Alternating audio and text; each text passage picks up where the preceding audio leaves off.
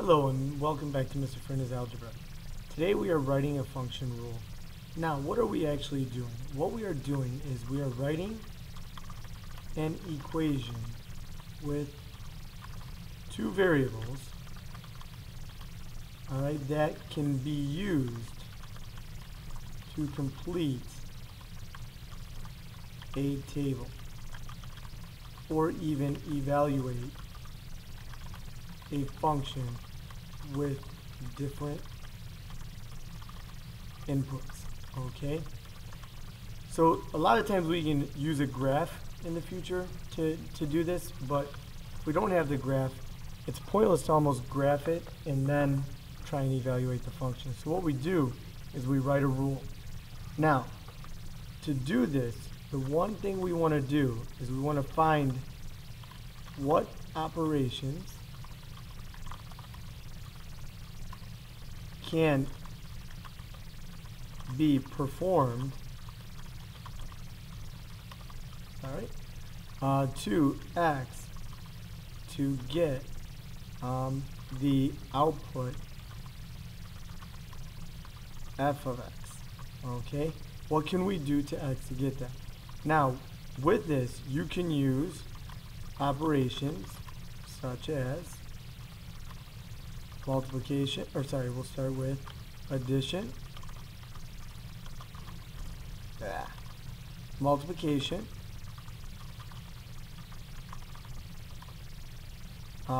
division, and subtraction.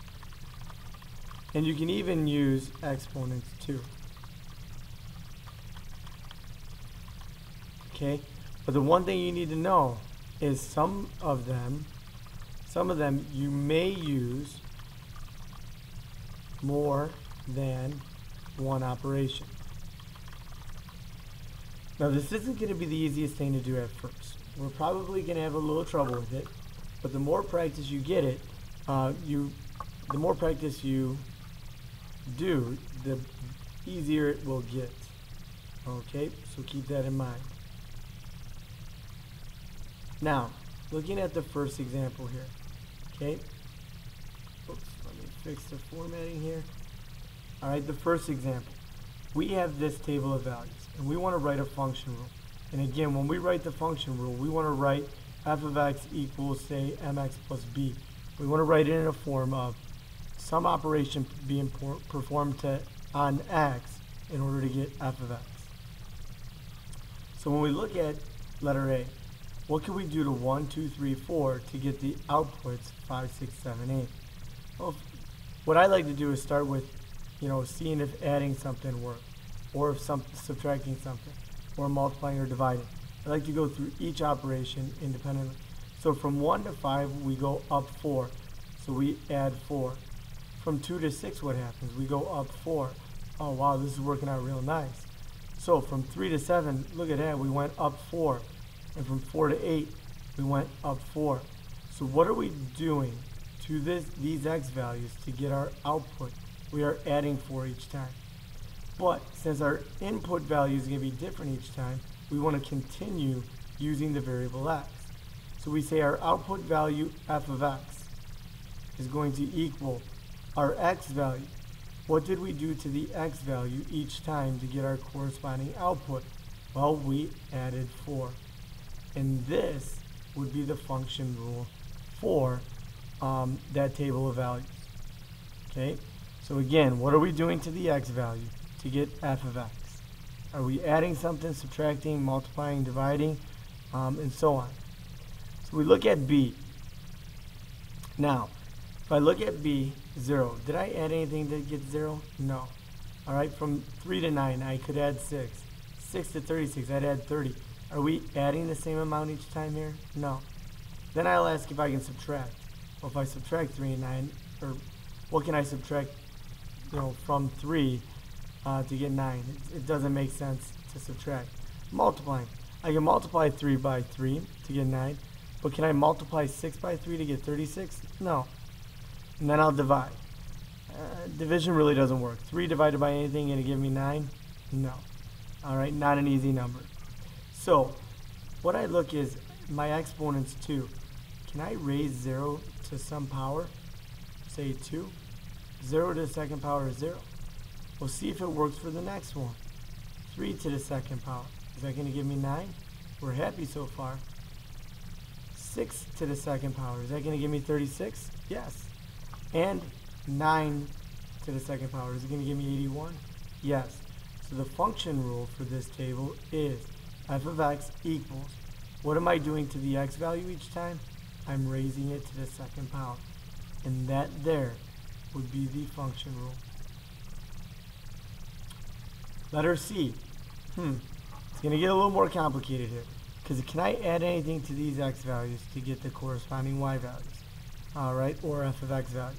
Remember, f of x and y are the same thing. Well, I add 0 to 1 to get 1.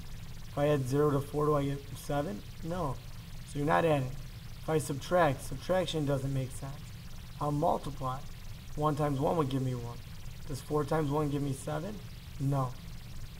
Alright, so I go ahead and I look at division. Division doesn't look like it's going to work either, because 4 divided by something and it give me 7? No. Alright, that doesn't make much sense. So, let's think about this. What can I multiply 1 by to get 1, 4 by to get 7, 7 by to get 13, 10 to get 19? What number can I multiply to get close to these? Well, I know I can multiply them by 2, and when I multiply them by 2, alright, isn't 1 times 2 close to 1? 4 times 2 gives me 8, that's close to 7. 7 times 2 is 14, that's close to 13. 10 times 2 is 20, that gives me close to 19. But, what do I have to do to 8 to get it down to 7? 14 to get it down to 13. 20 to get it down to 19. I would have to subtract 1 from each of these. So the easiest way to do this one is, my rule would be f of x equals, I'm going to multiply the x value by 2. 2 times whatever the x value is, and after I multiply, I subtract 1. Now if you look, if I complete the input-output table, when x is 1, 2 times 1 is 2, minus 1 is 1.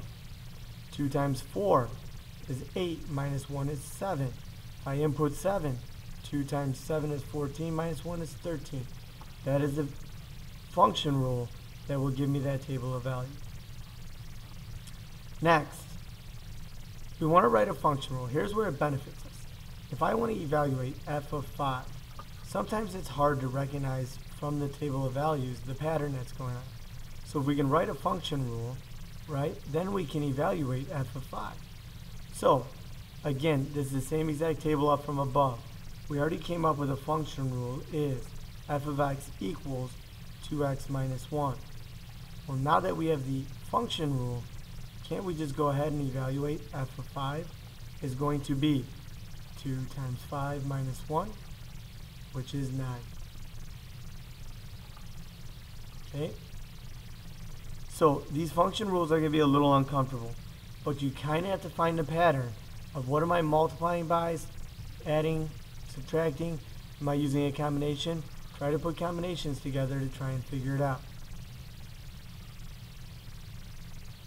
Next one. When I do this, I like to create the table.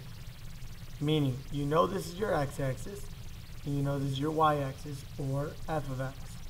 So I'm going to go ahead and use the graph to create the table. So, x, this ordered pair here, is 2, 0. So x is 2, output 0. This ordered pair, 4, 1. This ordered pair, 6, 2. This ordered pair, 8, 3. And the last ordered pair would be 10, 4. So with this, now can we come up with the function rule? Alright, what are we doing to these x values to get the output y value?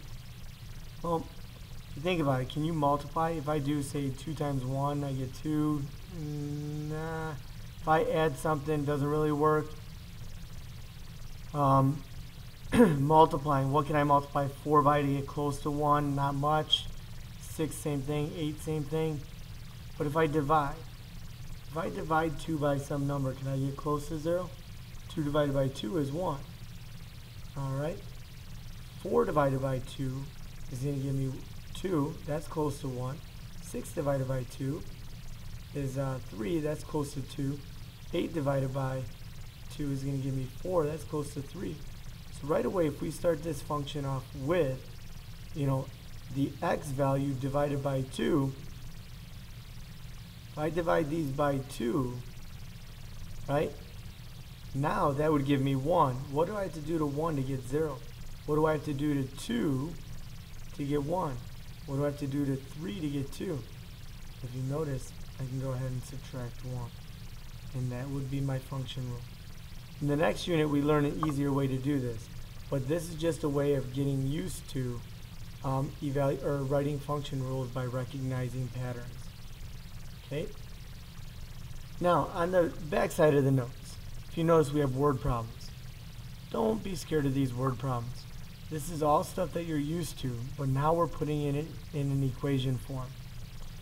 The first example says, Jimmy buys his own mower the next summer.